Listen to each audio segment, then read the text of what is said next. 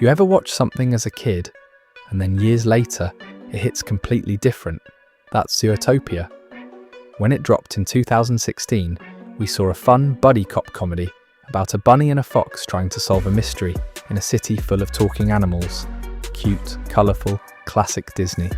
But watch it today, and suddenly it feels like a warning about fear, about division, about power and manipulation. The predators versus prey conflict? That's not just storytelling, that's a mirror. And the scary part? What it reflects looks a lot like 2025. Because Zootopia wasn't just a movie for kids, it was a quiet prophecy, and most of us missed it. So in this video, we're unpacking everything you missed, or maybe didn't want to see, in Disney's most underrated masterpiece. Grab your carrots, stay sharp, and hit that like button. Because it's time to revisit Zootopia. And this time, we're seeing it for what it really was. Let's get into it. The enduring echoes of Zootopia. At first glance, Zootopia is a utopia, a bustling metropolis where animals of every species, predator and prey, live in harmony. There's Tundra Town, Sahara Square, Bunny Burrow, all coexisting. It feels like a dream, but just beneath the surface, a ticking time bomb. What starts as a hopeful story about chasing your dreams quickly transforms into a dark reflection of our real world. A city pretending to be united, but fractured by fear, stereotypes, and deep-rooted division. When Zootopia first hit theatres in 2016, the headlines praised its animation, its humour, its talking sloths. Few people truly grasped what the film was really saying. Because at its core, Zootopia is about something much deeper than a rookie cop solving a crime. It's about the illusion of progress, how a society can appear inclusive while quietly holding on to fear and control, how biases evolve, not disappear, in modern systems. Fast forward to 2025, and suddenly that message feels louder, sharper, uncomfortably accurate. It's not just a movie anymore, it's a blueprint of what happens when we ignore the warning signs in our own world. The predator-prey divide, echoes of modern fear-mongering. In Zootopia, predators make up just 10% of the population, and when a handful of them start going savage, the city turns on them, fast. The fear spreads like wildfire. Headlines scream about danger, neighbourhoods panic, friendships break down, trust disappears. But here's the kicker. It was all engineered, a toxic plot designed to turn society against itself, to exploit fear, to control the narrative. Sound familiar? Today in 2025, we're no strangers to this tactic. Politicians pit groups against each other. Media outlets amplify panic for clicks. Social media spins fear into fuel, and division becomes profitable.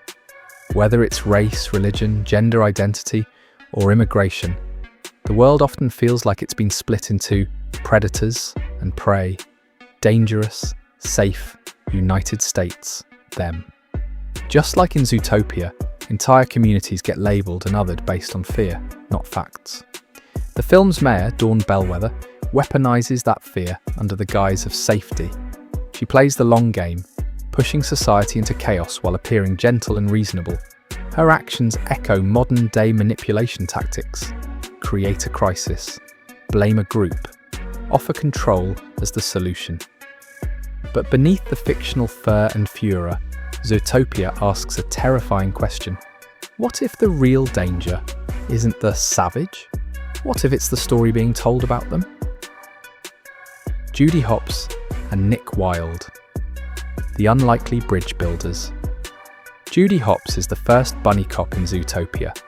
Optimistic, idealistic, and armed with a badge, she believes anyone can be anything.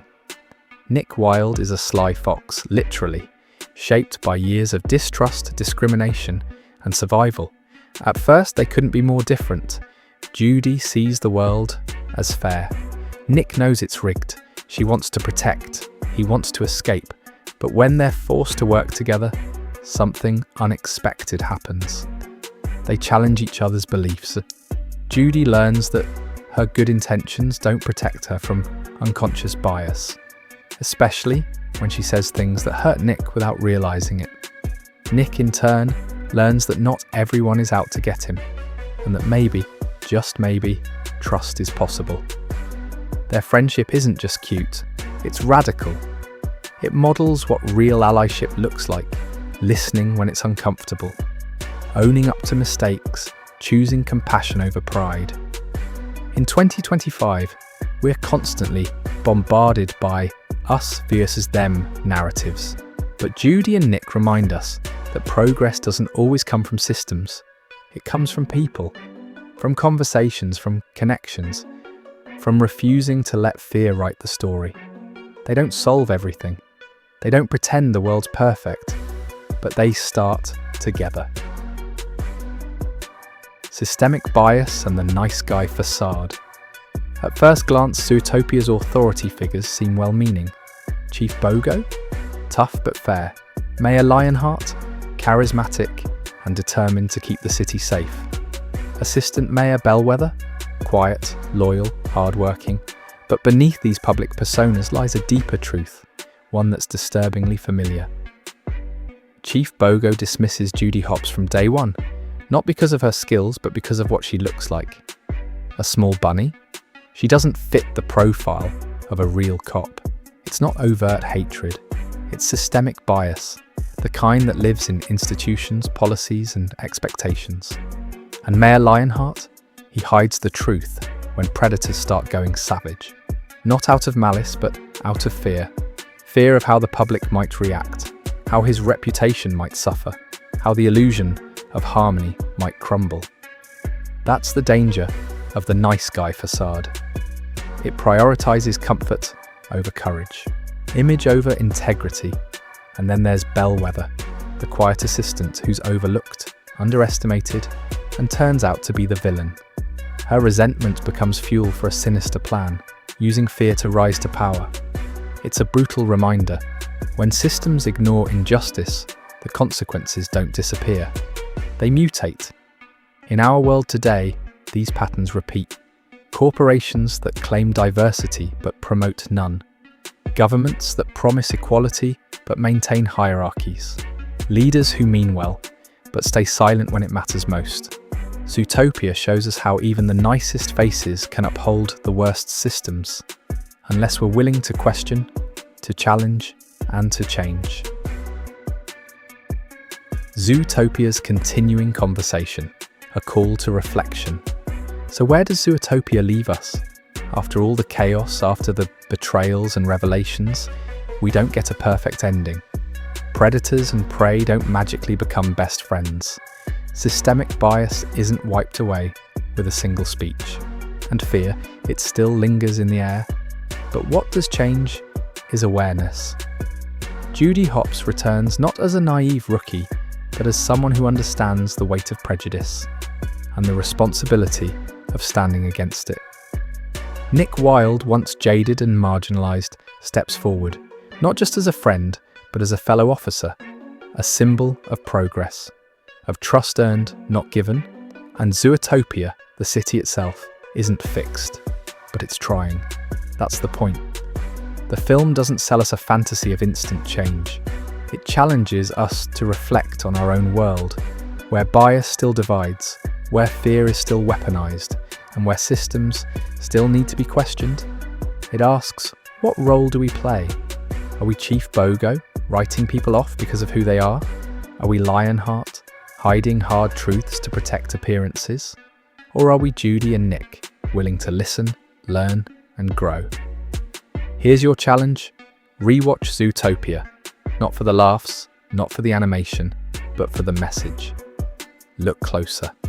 And ask yourself, what other stories have we dismissed as just entertainment, while they've quietly tried to warn us all along? Because maybe Zootopia was never just a kids' movie. Maybe it was a mirror, and maybe, just maybe, it still is. If Zootopia opened your eyes today, don't let that realization fade. Share this video with someone who still thinks it's just a cartoon. Let's start the conversation they didn't know they needed. Drop a comment below. What themes stood out to you the most? What other movies do you think quietly predicted the world we're living in now? And if you love deep dives like this, where pop culture meets real-world insight, hit that like button, subscribe, and turn on notifications so you don't miss the next video. This isn't just nostalgia, it's revelation. And the more we watch with open eyes, the more we realize, sometimes the truth hides in plain sight. Until next time, stay curious and keep questioning the stories you thought you knew.